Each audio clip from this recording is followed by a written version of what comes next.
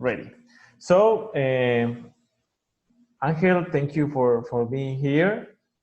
And this interview it's for the Master in Music for the Veracruzana University. I'm glad that you are here with me and that you have taken the time to do this interview. This interview is for the film music class, what I have in my Master in Music. And well, I have read your bio, and which I find very interesting. I have seen videos of you conducting. I see. No. I see. I see you. I see you work here in Mexico and in Boca del Rio, and some interviews, and even playing with Arturo Sandoval. That's amazing for me. Yeah. This is very, very, very nice. And Angel, how are you? Do you wish to see anything or talk anything about this interview? I'm doing great. First, thanks for having me part of it. Okay. And congratulations on your master's program. But I'm good. Just continuing to, as in my role as a conductor, but also you mentioned that time with Arturo Sandoval. I was the music director of an award show, and we also needed a percussionist, but that's my background. And so he said, we need a bongocero, conguero, we need a timbalero. And so well, we don't have much time right now because we only had him for the opening song for the award show. And so we actually tried to get his friend, Andy Garcia, to come. He's a great bongocero. And but it was Andy's son's birthday that day. And so Andy couldn't come, of course. And Arturo is a really good percussionist. And so Arturo played timbales. And I played congas, and for that show, it was here at the Kodak Theater where they do the Oscars, and we had gone through that morning we only get one rehearsal, and so we got that morning, and we had gone through our rehearsal. Read the chart, the great chart called Funky Cha-Cha, and all the technical problems we have to deal with too, of a microphone here, how does this sound, how does that sound? It happens very fast. And at one point, somehow, we knew that when we finished this piece, we no longer needed the timbales and we no longer needed the congas. So we told them, when Funky Cha-Cha is done, then you have your stage crew get the congas, get the timbales, and go, and the microphones. And it wasn't when we started when we realized I had a little more extra space to move, and it's because the microphones were not there. So if you watch the video, there's a video on YouTube. Yeah. It's the timbales don't sound that great because Arturo has his microphone for his trumpet over here, timbales over here. And what they had to do is crank up the volume for the microphone for the trumpet because there's no microphone for the timbales or the congas because they took it away accidentally. And so you can actually not hear my congas at all. Yes. I see you play the congas, the bongos with the rhythm, so funny. And okay, maybe. Yeah, you can't hear it. Have problems with the sound. Yes, but I remember the stage people were very happy that they're like, we got everything off the stage in time. It's like, yeah. Too soon because we can't hear it. Anyways, it all worked out. It was a very fun performance. But yes, all is well here. And thanks for having me for this interview. It looks very, very nice, this video. But how is the step from playing percussion to conducting an orchestra? Why conducting? I had always been fascinated by conducting, and honestly, for all the wrong reasons. I remember it was, I think in 1998 and I remember this around 2 a.m. in February. It was the very beginning of the live broadcast of the Winter Olympics in Nagano, Japan. And I believe they had Seiji Ozawa, the conductor of the Boston Symphony at the time, Yes. conduct. And I believe there's a performance that he had done that I was really impressed by. I didn't really understand. I had played in a youth orchestra before. I'd been in school bands, but it wasn't until then where I just was really enamored by it. I really found it fascinating.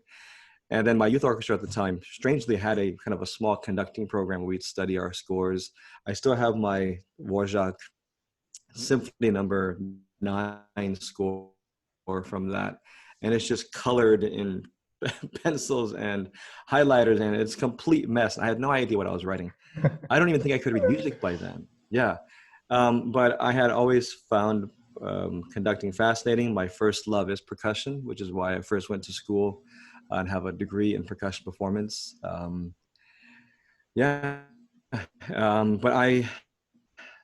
I remember when I first started studying conducting. Again, I think I was doing it for all the wrong reasons. I wanted, I think, a lot of attention for it. And as when email had first started existing publicly, and I sent an email to someone that went to the same school as I did, a wonderful conductor named Alfred Savia. And he was the music director of a local smaller orchestra. And I had emailed him. And I only knew of like 3 or 4 email addresses at that time. Yeah. And so I emailed him and I asked, I want to be a conductor. What do you think? And he very generously wrote me, I think like a 7-page email response of all the steps to becoming a conductor. And one of them was to become very strong at your instrument first. Otherwise, and to learn as much about all the other instruments, because otherwise you have no right to be on the podium to tell others how to do their job if you can't do it. And it's not meant to be that you have to be the greatest musician and everything, but you have to know a lot about it to successfully communicate. And it was people like that that helped me realize that I need to not just learn how to wave a stick. There's a book by Brock McElleran that says that about conducting. It says that really only 1% of conducting is conducting, meaning that, the actual arm waving. The rest is about your intimate knowledge and relationship with music and how you can share your very clear ideas about how this music must be, while also being able to adjust at any moment's notice to the environment, to the musicians. Oftentimes these musicians have even better ideas than we do. And so it's that constant balance. And so eventually, after trying to focus more on being a percussionist first and doing a little bit of conducting, I found myself with more opportunities to conduct. And unexpectedly, years ago, moving out to Southern California, to Los Angeles, and doing more and more and more. So I remember years ago when I thought about getting a business card. I don't have a business card, but I thought about it. What would it say? Because I'm a percussionist. I had worked on television shows as a percussionist and movies. I have also an orchestrator. Just finished the concert orchestration for the Disney Library for The Mandalorian, and also as a conductor. And I said, I don't know. I'm not in a position to choose. I'm just a working musician. That's it. I get called to do stuff, and most of my work is conducting and teaching. So I think eventually I just found myself doing less of one and more of one. And I've always loved conducting and try to be a good student about it. I've had some really great teachers that helped me realize that it's not about me, and it's how much that with my studying that I can hopefully help make something better. And if I can't, I have no reason to be on the podium. So kind of my perspective on it. Wow. Did you study at USC, right? Yes. Fight on. Yeah. I'm fan from USC marching band. Yeah, nice. Art Partners band. Yeah. Yes. It's a great band. Yeah. I studied at Butler University in Indianapolis for percussion. And then in arranging and orchestration at the Berklee College of Music in Boston, and then at USC for music education, string pedagogy emphasis. Wow, nice. Yeah, and so my conducting training has been mostly privately with two teachers, a gentleman who has since passed away named Donald Tallene, a wonderful, wonderful teacher, and a gentleman named Kenneth Kiesler at the University of Michigan. Lots of those workshops and private studies, and meeting both of them changed dramatically how I approach conducting, what I expect of myself conducting, and been very fortunate since then. Wow, this is interesting because you are a percussionist, and then do you study some stuff about the strings? How did you make that change from percussion to strings? Is for you? I had to, because I chose the thing that I didn't know much about. Yes.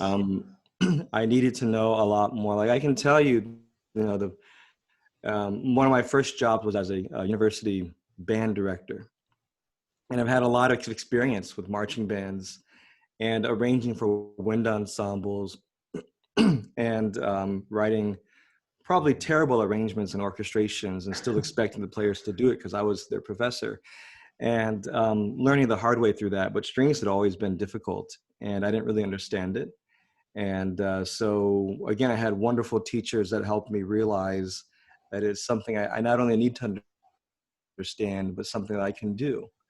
So I started taking up the viola in graduate school at USC. Wow. I'm horrible. I'm absolutely terrible. But it helped me just understand a bit more of a little bit of the world that these musicians have to go through. And, the strings are such a very large percentage of the ensemble of an orchestra. Yeah. And if you can't understand what they have to do, you're really challenged by it. And so I just decided, and I took up an instrument and just tried to do a lot more with it. So between viola and probably a little bit of trombone and trumpet, just play terribly and just try it that way, because you have to. And also it really affects the way that I orchestrate and how I understand a bit more of how to solve problems. If there's a problem with the hall, or if it's a problem with the writing, the more that I can see from the perspective of a musician. And again, I can't begin to play at their level, but to understand some of the basic challenges, it hopefully makes my job a lot more effective and efficient. Yes. I'm staying on and also went through that process, but since I play bass trombone. Yeah. So, and I'm stay in this process in learn the stuff about the strings. And well, then what does it mean to be an orchestral conductor on a film recording or film orchestra? Which is the story? I first of all, I feel my job is just as a conductor, and I happen to conduct a lot of film things, and I happen to be asked to conduct a lot of pops concerts for guest conducting. But I'd like to believe that I can also equally at a moment's notice give a pretty decent performance of a Tchaikovsky symphony. In each instance, my job is to make the environment better with my musical ideas. But yeah, so conducting for film and television and video games out here is a very different experience. And oftentimes I get asked, what was it like to work on that? What was it like? And I was like, I don't remember, because the process is very, very different. I don't always have the music right away. If I'm very lucky, I have the music maybe 1 week in advance. Maybe 1 week in advance. Most of the times it's a matter of days.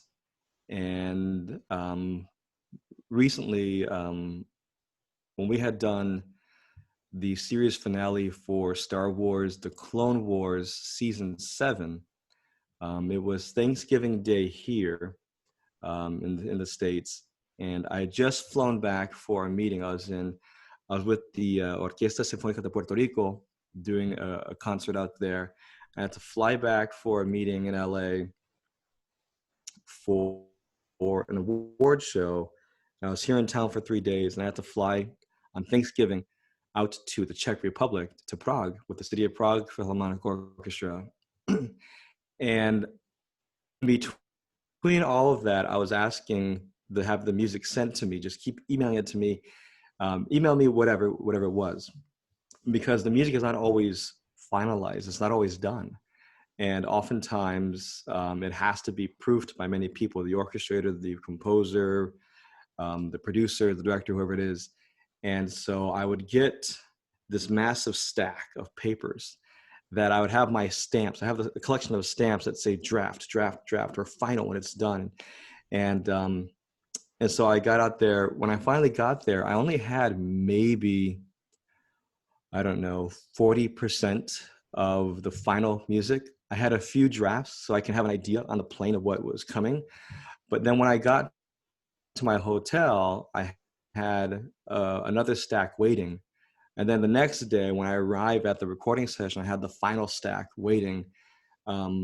Yeah, it's a big mess. And the reason I tell you that is because my head is focused on very, very different things. And aside from anytime you have to travel, the jet lag and trying to stay awake and, 5 cups of coffee that you're running off of, your job is to learn this music as very quickly as possible, and to make some musical ideas about it, make sure the composer is totally fine with it. At the same time, look ahead and see what might be the problem areas for the performers. At some point, your brass players might, their chops might run out, their face might just give out at some point. And so I have to constantly stagger that when I can still do things. At the same time, when might this moment here be an orchestration problem? Might it be covered by dialogue? Might we have to rewrite it right now at the podium and say, this letter, change this, whatever that is? Or the last one, we had something where Lucasfilm made a change at the very last moment in the middle of the performance of the recording session. And so now the composer is in the booth rewriting as fast as possible. And I'm out here trying to record, but now I need to at least clear up the session so that now we can go and record some new things that we did not plan for. So at the end of it, you just are on a plane back home or back someplace else. And then either you're looking at a stack of new scores or you're finally reading a book or something. And only then are you thinking, oh, yeah, we just did that. And you're like, oh, yeah, I worked on that and I worked on that. And it doesn't matter at all. At that point, there's no ego. There's no any kind of sense of pretense. You're just there, hopefully, to do the very best job possible, and that they've trusted you to make this better somehow. I don't know if that answers your question. Yes, of course. I was conducting music from video games, and so it's hard because you need to work in the tempo, in the character, in everything for make this sense for the audience, because the audience look I don't know, searching everything in the music. So this music, and in some parts of the conducting, is it's like this guy or this woman conduct video games and movies are so easy, but now it's really hard conduct this music. So yes, and you have been very active conducting orchestras for movie, but do you find something special when conducting music film, or do you have any? I think the audience engagement is even more. I really appreciate that. Like if there's an audience, so if we can do a live performance of it, then that's really special. Because one of the shows I work on is called Silent Films Live. And we will take these silent movie clips, usually about 10 minutes long, and they're all rewritten by wonderful Hollywood composers. And so, there might be a Charlie Chaplin moment or a Buster Keaton moment, and they fall or whatever happens. You can hear the audience now laugh, and that's really cool. But when it's in the recording studio situation, it's difficult because you're going through so much music so fast. It can be difficult, at least for me, to truly appreciate at that time how beautiful something is. I remember in Family Guy many years ago, there was a moment where in this episode, if you know Family Guy, they killed off Brian, the dog. Yeah. Oh, yeah. And I wasn't conducting on that. But they killed off Brian, and Ron Jones, the composer, wrote this gorgeous, absolutely beautiful piece of music about Brian dying. And all of us had tears in our eyes and like how amazing this is. And you look at the back of the room and on the screen, it's cartoons, it's Family Guy. But that was one of the rare times where the music was so outstanding that you really appreciated how amazing it was. Other times you're just trying to get through things as quickly as possible. So if I have a favorite thing, honestly, and I'm going to steal this answer from my former percussion professor in undergrad. I asked him, do you have a favorite percussion instrument? And he said, it's whatever I'm playing at that moment. And honestly it is. Whatever I'm conducting at that moment is really my favorite thing. Wow. Yeah. Wow. I love it. I mean, yes.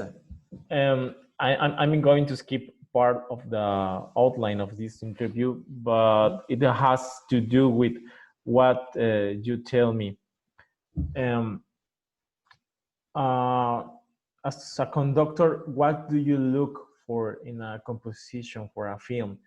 What do you conduct to the score? Or in this big question, because it's a big question, what do you say to the musician of the orchestra? So when I have like a film score that I like, what am I looking for on my score? Yes. The problems. I'm looking for the problems. I mean, yeah. I'm looking for, and honestly, I think that's part of the job is to identify as quickly as possible. How can I help them? Because they have the music. In a best case scenario, I've had the music for a few days, but they only have the music right now or the moment they arrive to the studio. Yep. So they don't know the context of their solo or their part, whatever. And, we do a few takes and they're wonderful musicians. They'll figure it out. But I'm trying to quickly scan my score for any problems that were created, perhaps by that maybe were missed by the copyist or the orchestrator or things like like the ranges of an instrument. Yeah. Like one is, and it depends where we are at, but like on the bass part, the lowest string, if you have a C extension on your instrument, can go down to a C. But if you have a Viennese bass, and if we're out someplace in Europe, they might go down to a B instead. So sometimes a piece of music might have a B written there, but if we're recording in a place where the musician doesn't have that note, it's trying to find things like that. And obviously, if it's not caught, usually the players will fix it on their own or something. They're they're all amazing about it. But it's trying to quickly identify where I am needed to help them. And sometimes I'm needed to just get out of the way, especially if we have a click track. My job is to reinforce visually what they are seeing, what they are hearing. Usually what happens, my rule is 3 takes. The first take, just go. We go and record right away. And then I wait about 5 or 10 seconds when we finished it. And I say, one more time. And usually when we finish that first take, the musicians are hearing for the first time the context of the music. Oh, this chord bounces, I'm playing the third of the chord, or whatever it is, or where the melody, or where the harmony, or whatever it is. And the moment we finish that first take, you instantly hear the dropping of pencils and picking up of pencils and music stands, and someone saying, you should do this, check this, do this bowing, or whatever it is. They're automatically trying to figure out, you hear them trying to figure out a weird moment, and that weird passage. And so I let them do their thing. We do it one more time. And then at that point, we know if there's a problem with the music itself or not. And then usually the second take is used, or if not, then we'll use the third take. I don't start to conduct, try to do things emotional until the third take. Until then, it's not helpful to anyone. We need to first play what's on the page, and then we can start working on those things. So I'm constantly scanning what I think could be helpful to them. And what do I tell them? Obviously, it changes in every situation. But at that point, it really comes down to how well I know the music. And that's for a film piece, and that's for any kind of traditional concert piece of music. It's did I do my job of studying that music as best as I can so that I can create an opinion about it, of how I feel it needs to be. So I'm constantly comparing that, what I'm hearing right now, to what I want in my head. And if it's not exactly how I want it in my head, I need to address it somehow. And that only happens with a lot of time spent studying it and being at a piano, or me being on the plane and listening to the audio files that are sent to me, or whatever, any way that I can to try to find a way to help them. So that's generally how I approach it. Wow. And do you need any extra training for conducting music? For example, like there is none. the only training, yes. I mean, I think a little bit is helpful in understanding really what the job is, because the role shifts. You're not always in charge of the recording session. Sometimes your job is to be hired as the orchestrator. And that's why many times the orchestrator is on the podium. Sometimes it's the composer on the podium. Sometimes the composer wants to be in the booth listening, or the orchestrator has spent so much time working with that music that they're very familiar with it. So it's appropriate that they're on the podium. Sometimes they hire, a conductor to do it for various reasons. But it's there is no specific training. There are some things that are offered to kind of help professional film, television, video game, media composers to do it. There are programs that are offered by BMI, by ASCAP, and there's one that I am involved with called the Los Angeles Film Conducting Intensive, that we do things with composers like that. But there's not really much for the classically trained conductor to do film scores. And it's really problematic these days because a dear friend of mine, a colleague, David Newman, has been a wonderful advocate for doing music live. So, in concerts, it's very popular these days, very popular. So not all classically trained, traditionally trained conductors know the tools that are needed. The biggest one is click tracks, knowing how it works, or using a screen in front of you and watching punches and streamers go by and knowing what it's for and how it can help you. And all these are tools that are meant to help the orchestra.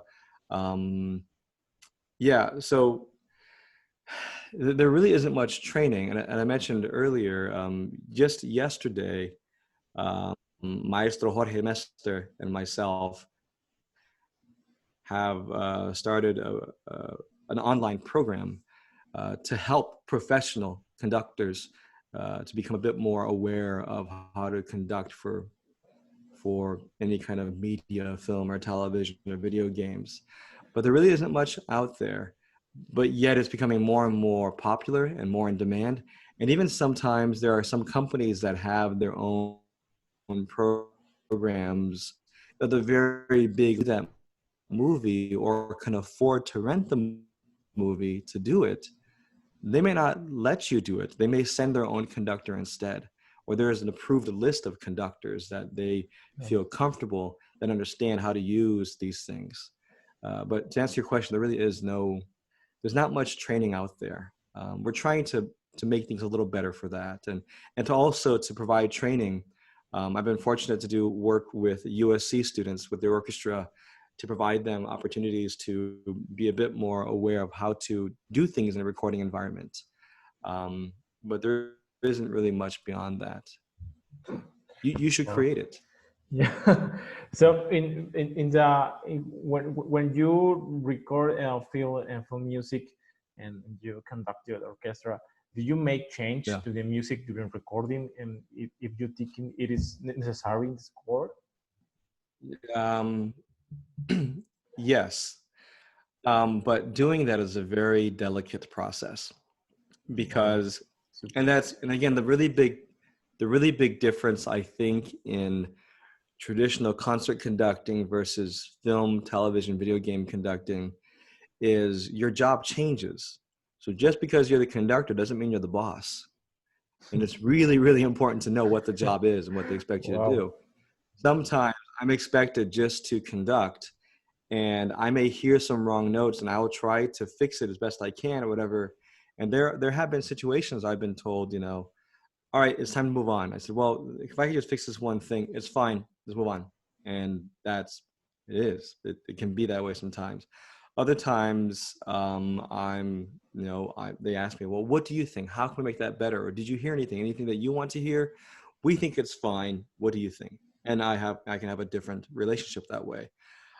Sometimes you're kind of like a contractor in the fact that you are just there to make sure you are the representative of the orchestra, and you just do what you're told to do. So knowing that job can be difficult. But yeah, it's knowing the role can be a big challenge. And sometimes you're kind of supposed to be the contractor and you just watch the clock, and I have to be done by this time. And there are those extreme situations where I've been in a situation where when it turns this time, we are done. We are done. That is it. And let's hope that we finish, recording everything. There's also one situation with a well-known orchestra in a recording session I was working with in Germany. This wonderful, amazing orchestra that Chilabadaka used to be the music director of, and it's incredible to work with them. And we ran into an error in the music, and it became a very expensive error because it was going to take a lot of work to fix all these problems. And they said, well, how about we come back tomorrow and record some more?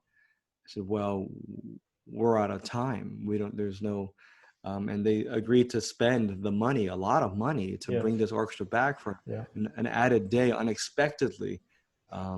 It could be quite different. I don't think I answered your question. Sorry. Yeah, don't worry. It's fine. It's fine information. In the theme of the composition of music film, what do you look in this music for conducting? Do you look in It's any like a recording session? Yes. What do you look in the score, in the music, in the composition, in the recording session? Because it's too many stuff, right? Yeah. So like what am I just looking at in the score? I'm looking again what I can do to help the musicians. So the first thing I'm looking for is, what if I have a score here? Sorry. Yeah, don't worry. Thank you so much.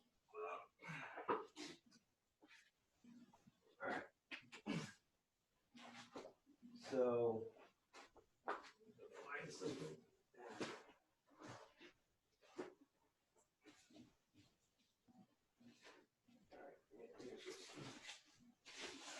here's this.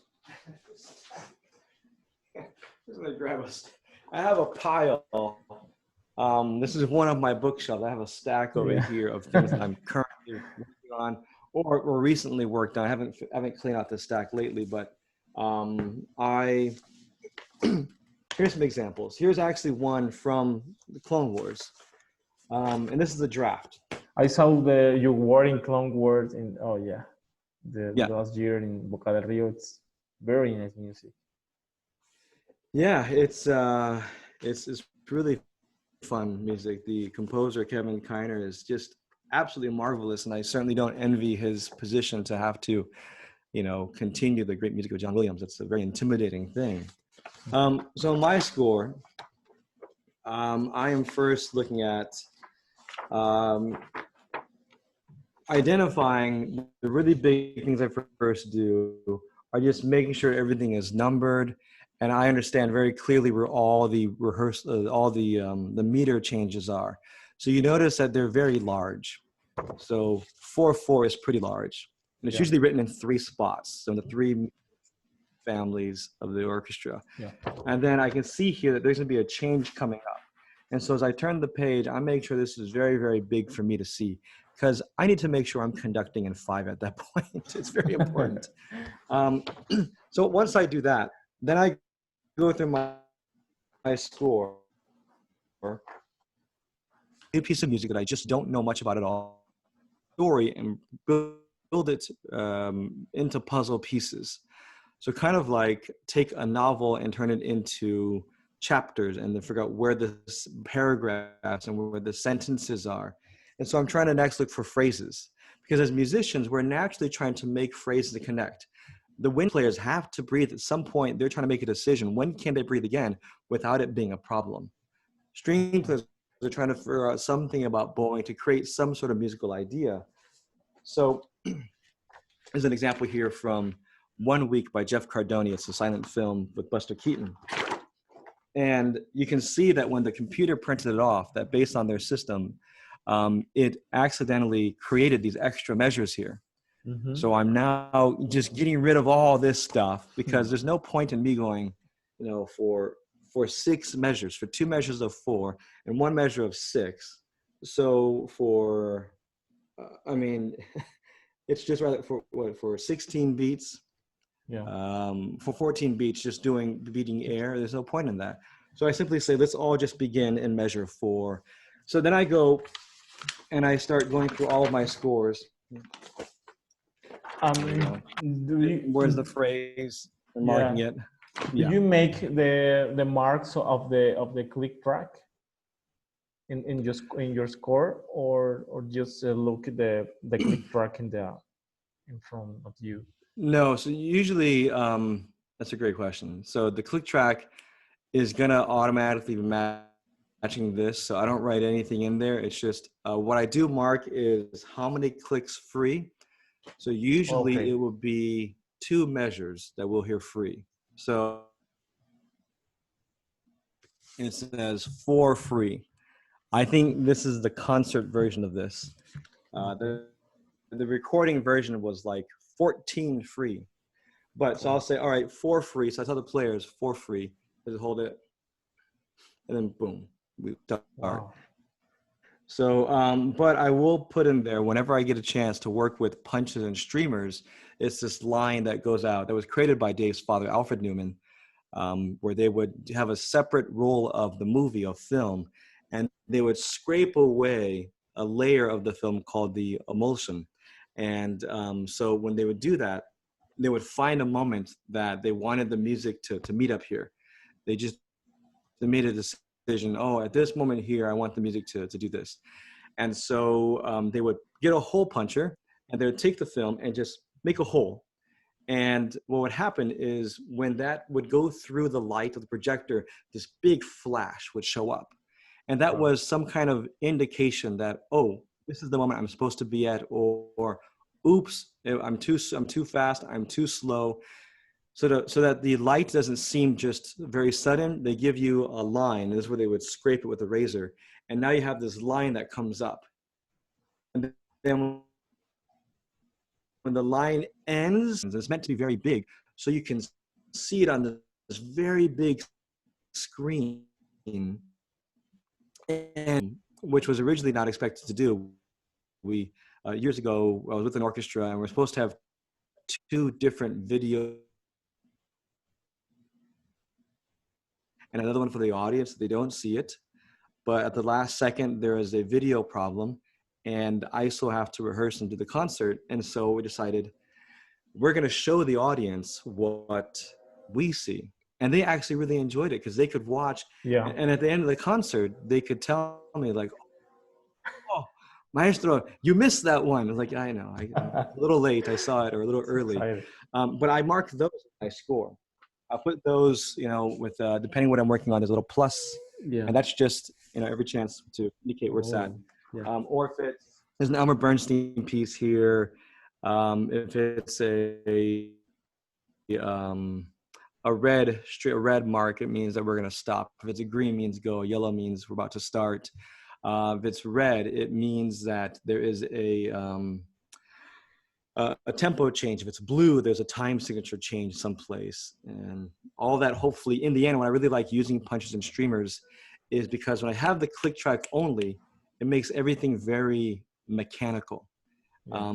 And music naturally doesn't exist mechanically. Conversations, communication doesn't exist naturally that way. And so whenever I can, I will turn the click track off and only use punches and streamers to do that, to make it a bit more musical. Because I have, it's like ballet or opera, I have a moment that we have to be here, and I can do whatever I want as long as I landed there when I need to. Anyways, so to answer your question, yes, I do mark punches and streamers. I don't mark the click track unless how many clicks free. For this particular film, I had to mark how many seconds. For instance, here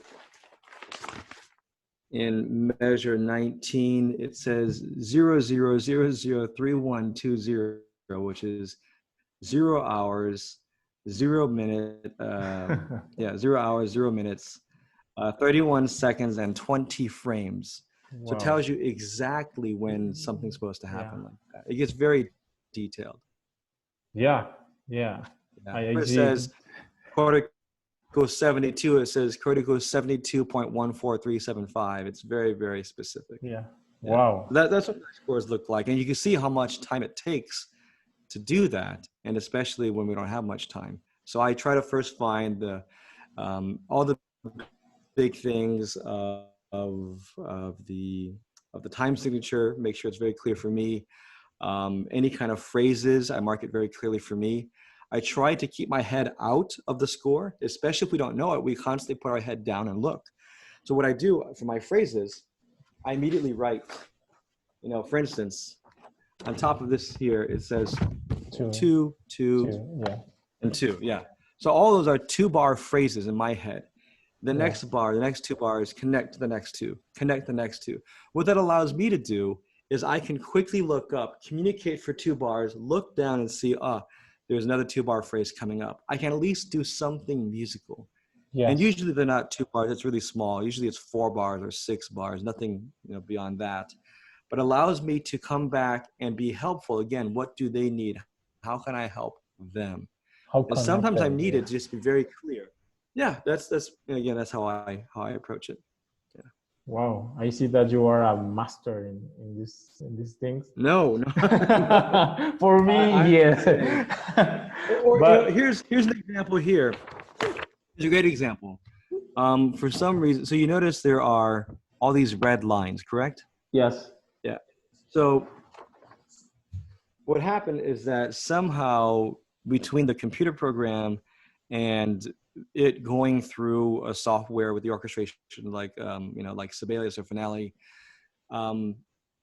there was somehow everything got displaced by, I believe, 2 beats. And so everything was slightly off. If you play it, it seems fine, but all of a sudden the phrase ends in the middle of this bar. The phrase ended on beat 3.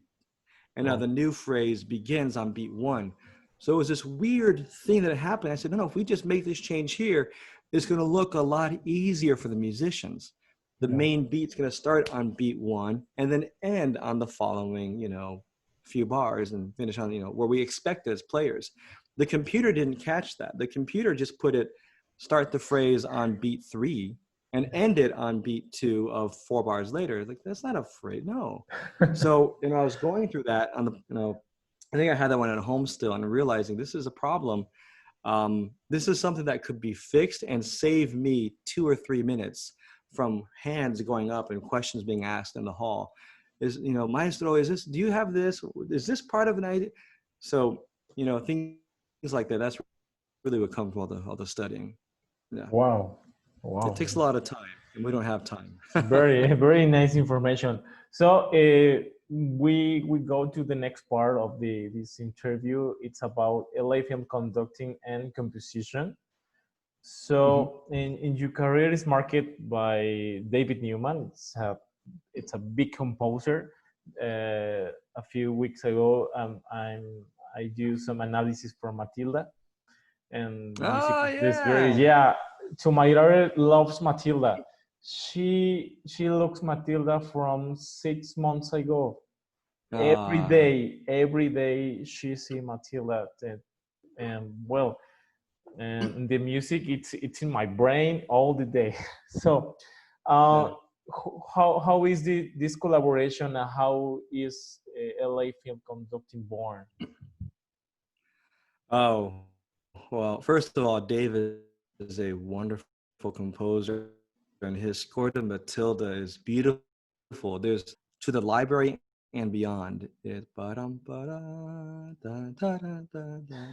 Anyways, it's when Matilda is growing up. She goes to the library and she has all her books, and then by the end of this 3-minute musical sequence, she's now a little girl for the rest of the movie. Yes. And we've done that one many times, and it's just a beautiful, beautiful score. Gosh, David is fantastic. LAFCI, so Los Angeles Film Conducting Intensive was created about 6 or so years ago. I was asked to, by the wonderful composer Ron Jones, who was doing a monthly meeting of composers called the Academy of Scoring Arts here in Los Angeles. And he asked if I could share a little bit about conducting. And I was really worried that, although I feel confident to share ideas about conducting, that I'm not the best person to do that. And I had asked Dave if he would want to maybe take this class with me. And so Dave very generously agreed and kind of shared our ideas about this. And Dave has he's not only a wonderful composer, a wonderful conductor, has a master's degree from USC in conducting, a marvelous violinist. He, played on the original E.T. soundtrack. And, Dave and I had chatted about our enjoyment for opera and, classical music. And we're just 2 conductors by training. And so he very generously went, we had this little workshop for this group of composers. And we were not very happy about it from the teaching standpoint, because we've both been through many traditional conducting workshops where you work with a string quintet or a pianist at least, or an ensemble, some kind of live musicians, to know if you are doing something correct or not. That immediate feedback is really important. And we didn't really have that. We didn't have any resources. So we said, well, we can't really choose something like the traditional Beethoven 7th Symphony, because not all of these composers might know it. We need to choose something they know. So we chose Star Wars, and we chose the Star Wars suite. And it was a recording with the London Symphony Orchestra with John conducting. The problem with that is whenever you conduct to the recording of a London Symphony Orchestra, it always sounds perfect. Yes. So it's not a very good way to practice as a conductor. And so that began this process of Dave and I, as 2 conductors, kind of just sharing, a little bit of the challenges of that. And I guess that I shared this before, it's kind of like 2 conductors complaining. And we were just both sharing, someone should create something that better addresses this. And so we just kept going back and forth from emails and texts and phone calls, and just sharing our ideas about music and conducting. And we eventually had, after doing another one of these workshops, said, you know, this is not the best way. Someone should do something. Someone should do something. And we eventually created this thing called Los Angeles Film Conducting Intensive, which is designed to, as you asked earlier, what exists to help train those who want to do film and television.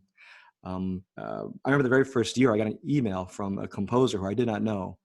The composer asked, "I'm sorry, I missed the deadline for this workshop that you and David are doing. Can I sign up still?" I said, "Well, you missed the deadline." And and he then wrote back, you know, "Is there any way at all possible to even get like a private lesson or something? I have an important conducting thing coming up." I said, "Well, we might have some time, but, you know, I'll talk to David and see if we can have room in this class, but there's probably not time." And he said, "Okay, anything you can do is helpful because I have to be in 3 weeks conducting the LSO." I remember thinking, the LSO? What's the LSO? The London Symphony Orchestra. And I wrote back, "Call me right away."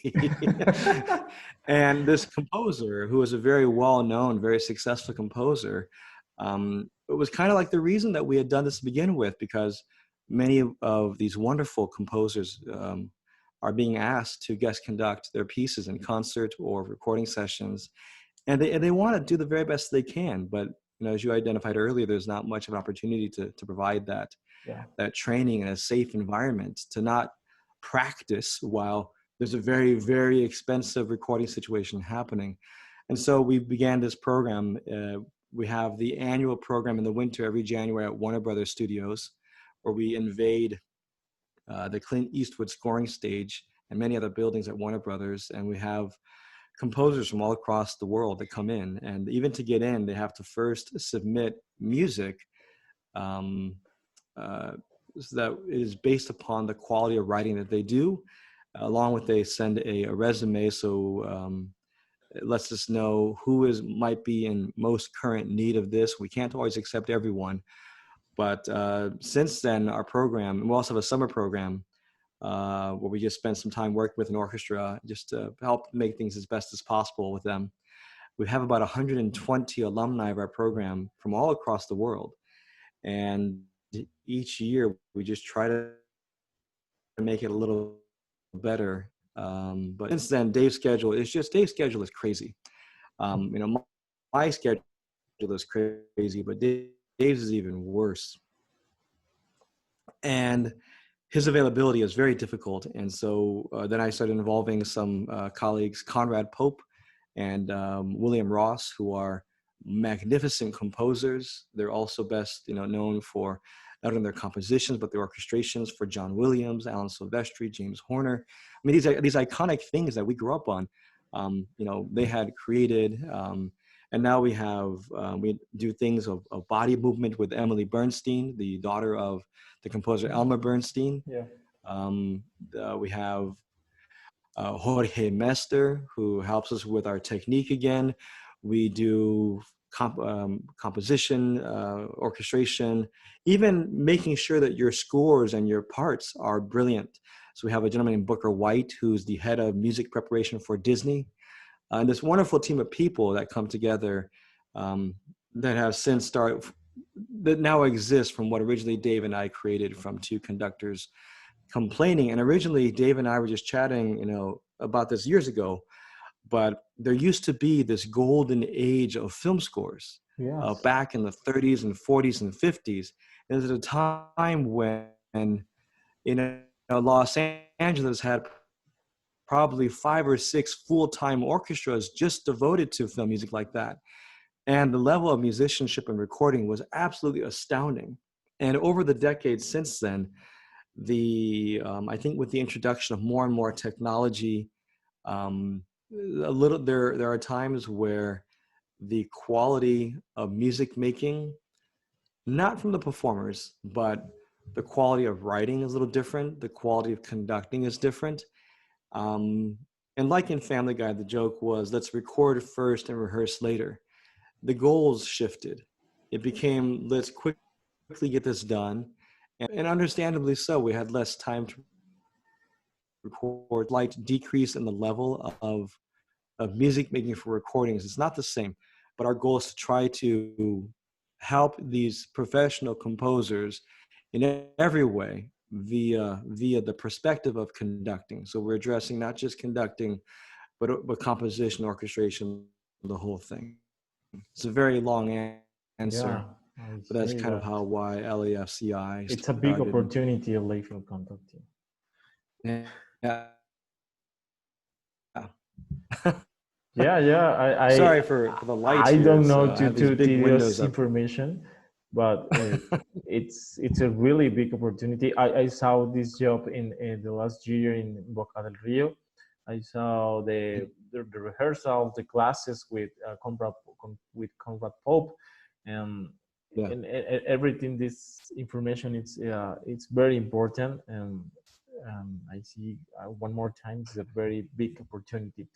So you have worked I'm gonna with turn my that. camera this way for a second, just Yeah, yeah. Don't worry, don't worry. a little easier to see. Yeah, I know the song from All right. LA. It's very hard. Well, you have worked with a great composers, obviously, and what is it like to work with this great composer? For example, one more time, the big David Newman. Uh, which is your oh, I forget the word. Which is your opinion in work Oh with yeah. these composers? Um, I mean, it's. I think personally, as a musician, as a conductor, whatever, I'm always recognizing how much more I have to learn, and I'm constantly in awe by the talent of these people. But I'll tell you, it goes away pretty quickly. It goes away really fast because, um, whatever their successes of awards have been, we have a job to do, and they're all wonderful people. And you kind of quickly forget that they are, their name. You forget that you're talking to so and so. It just becomes a conversation about music and how to make things better. Okay. Um, so it's neat. It's I remember there was one. No, I mean, if there's one time I certainly geeked out, and that was with uh, the great generosity of John Williams. Um, I was doing a concert with the Orquesta Sinfónica de Puerto Rico, and because of my affiliation with Star Wars, the Clone Wars and Star Wars Rebels, and now the Mandalorian for the concert piece for the orchestra, John had very generously sent an autographed page of the Star Wars main title to give to the orchestra for a fundraiser. And so I had to go and pick it up. And I had my son with me, and we're driving there, and we go to their office. And it really never rains here in LA, but that day it was raining. And so I'm trying to leave the building with, this incredible piece of music with John's signature on it while it's raining. And I'm thinking, oh no, I can't possibly go outside and risk that water get on this. And fortunately, by the time we got outside, it just stopped raining. And we're running to the car with it underneath my coat to try to not get it wet. I mean, that, is a huge moment. But I mean, oftentimes, I think because of my background, not as a film person originally. I mean, now I, hopefully know a lot more about film and who those composers are and their music. But I grew up studying a lot more of Beethoven and Brahms and Tchaikovsky and Mozart. Um, Oftentimes, I kind of learn later on, like, oh, you wrote that? That was really cool. Like, I had no idea you wrote that. Good job. They're just regular people. It's a cool thing. Yeah. Like, starting to do some of these award shows, I I think initially, inevitably, you're like, oh, that's really cool. So and so is gonna be there. That's really neat. And then all of a sudden, there's a problem, and like so and so messed this up. Or there's one director where I had this script for the particular award show, and this very famous film director went off script. He didn't have a script. Everything is on the prompter. I can read all the words, and I have my music stands are surrounded by these scripts next to me of music here. I have the actual script of the whole show right here. I have special highlighters that when they dim the lights, the text still, is really bright for me.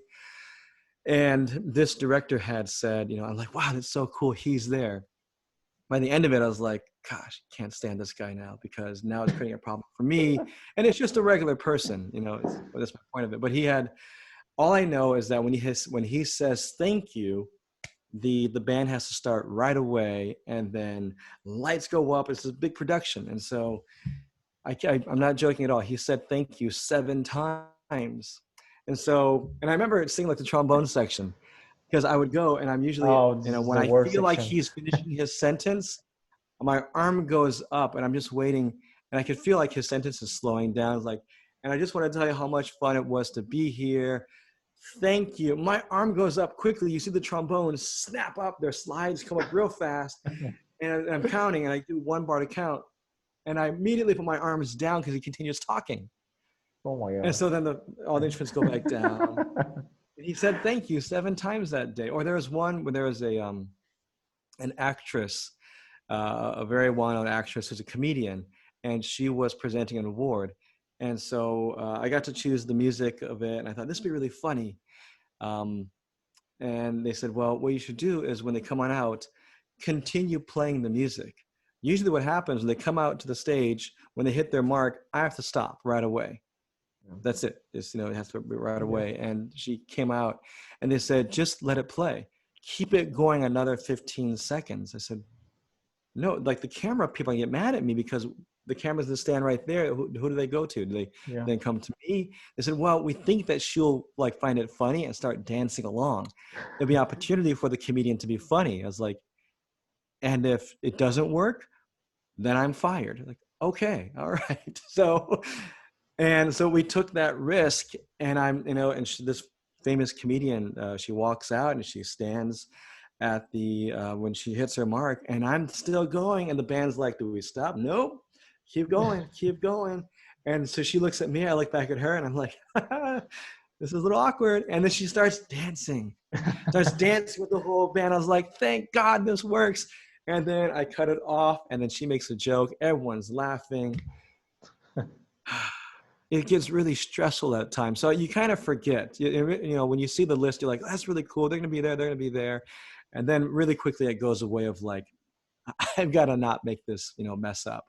So it's neat, whether you're working with these composers that have these names and awards and recognition, but very quickly it goes away, and they're just really, really wonderful people.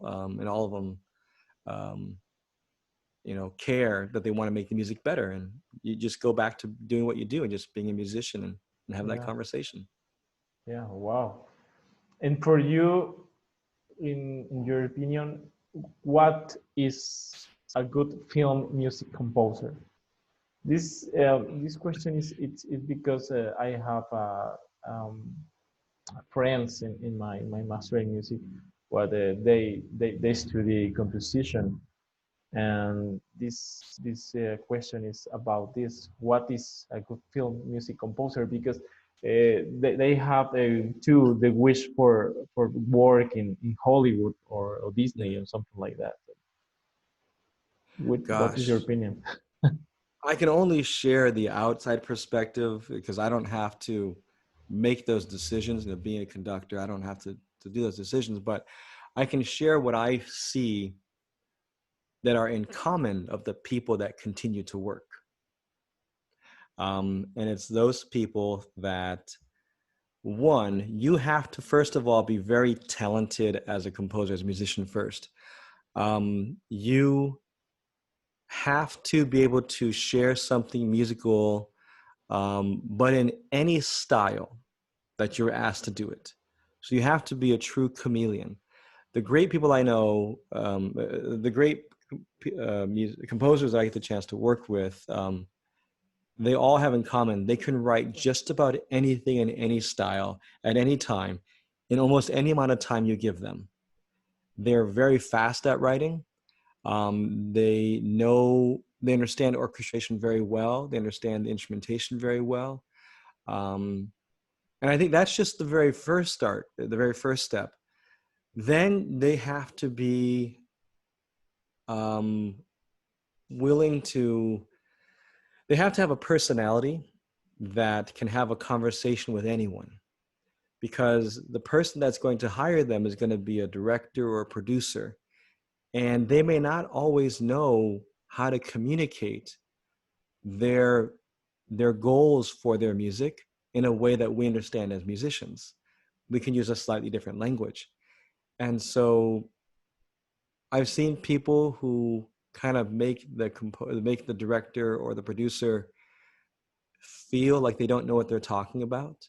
They already feel a little self-conscious approaching, to have this conversation, but they're looking to you to kind of be a trusted person to take care of this very valuable thing to them that they've worked so hard on, they've spent a lot of money doing, and that they agonize over. And no one cares about your degrees. No one cares about your awards.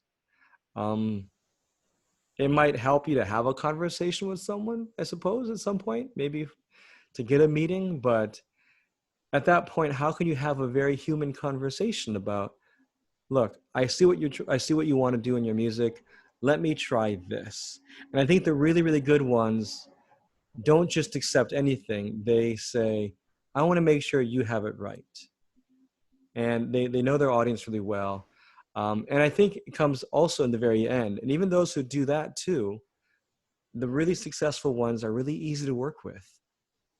It comes back to those very basic rules of being a little child, what I call the sandbox rules, of knows how to play well with others, knows how to be easy to get along with, because there are so many talented people out there.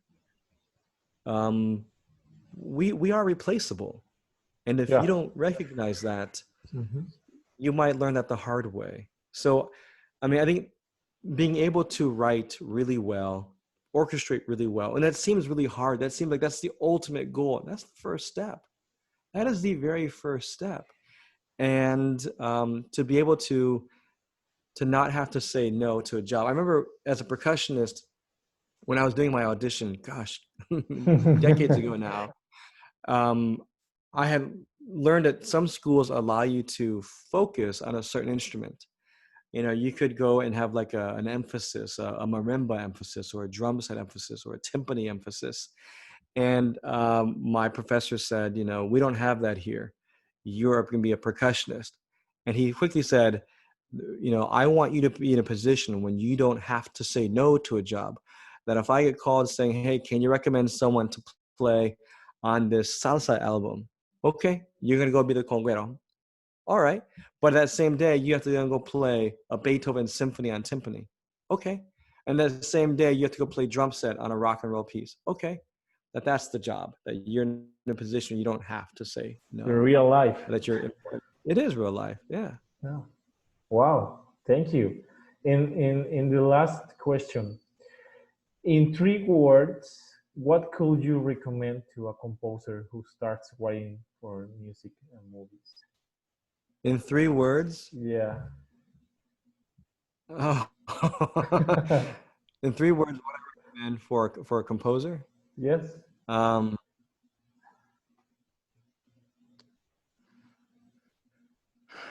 wow. I have one in my head. I just want to make sure that's the one I want to say. I have one that's not very nice in my head too. That's, okay. In all honesty, I'd say don't give up. Okay. Don't give up. And the reason I say it is because it's going to be hard, and you're going to often feel like you may not be successful on the time frame that you've established for yourself. Many things in life won't happen at the time that we want it to.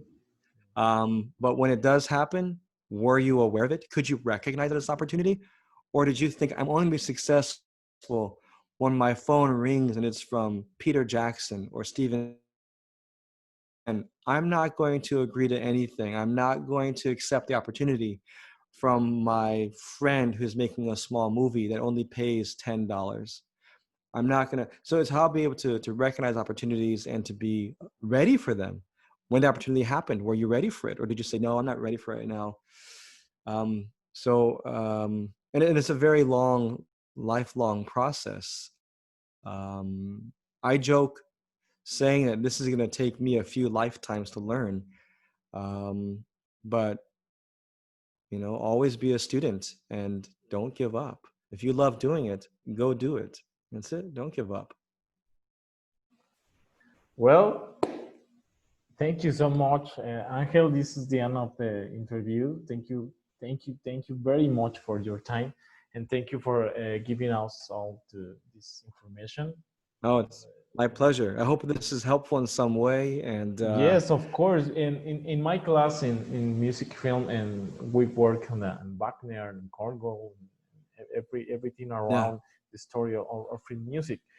And we work in some and some propose about work with film music, film school here in Jalapa, Veracruz. But with the coronavirus, it's hard to work in this in these things. So, but we have some some questions about on some doubts about the how work in the film recording and the film music. How can I conduct the film music? Uh, how can I work with the click track, and you say right. everything in this interview. So I'm glad, and Oh, thank you so much. well, it's my pleasure, and thanks for having me, and it's good to see you. Good to see you, and I hope I see you again in Boca del Rio or in LA, and in the I look future. forward to it. I look forward to it. Whenever that chance is and we can all get together and make music together safely, I very much look forward to it. Oh, thank you Until so then, much. be well and stay safe. Yes, All me right. too. Me too. Hugs for you and for your family, Thank you. You too. and yeah. Bye bye. Thank you so much. And I can share this